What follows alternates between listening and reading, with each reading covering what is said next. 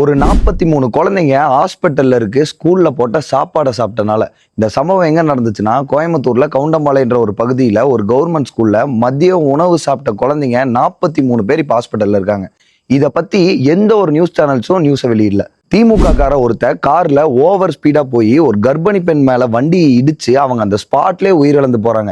இத பத்தி எந்த ஒரு நியூஸ் சேனலும் நியூஸ் வெளியிடல. இதே மாதிரி இன்னொரு சம்பவம், திமுக பொதுக்குழு உறுப்பினரோட 20 வயசு பையன் ஃபார்ச்சூனர் கார் எடுத்துட்டு போய் ரோட்ல ஒருத்தங்களை ஆக்சிடென்ட் பண்ணி கொல்றான். அதை பத்தி எந்த நியூஸ் சேனல்ஸும் நியூஸ் வெளியிடல. இந்த சோசியல் மீடியால ஆகட்டும் இல்ல நியூஸ் சேனல்ஸ் ஆகட்டும், இந்த விஜய் அவர்களோட டிவோர்ஸ் விஷயத்தை பத்தி பெருசா பேசுறாங்க. த்ரிஷா அவர்களை கூப்பிட்டு விஜய் அவர்கள் ஒரு மேரேஜ் ஃபங்க்ஷனுக்கு வந்ததை பத்தி பெருசா பேசுறாங்க. நான் விஜய் அவர்களோட விஷயத்தை பத்தி பேச வேணாம்னு சொல்ல, ஆனா இங்க நாட்டுல எவ்வளவோ விஷயம் கொடூரமா நடந்துட்டு இருக்கு.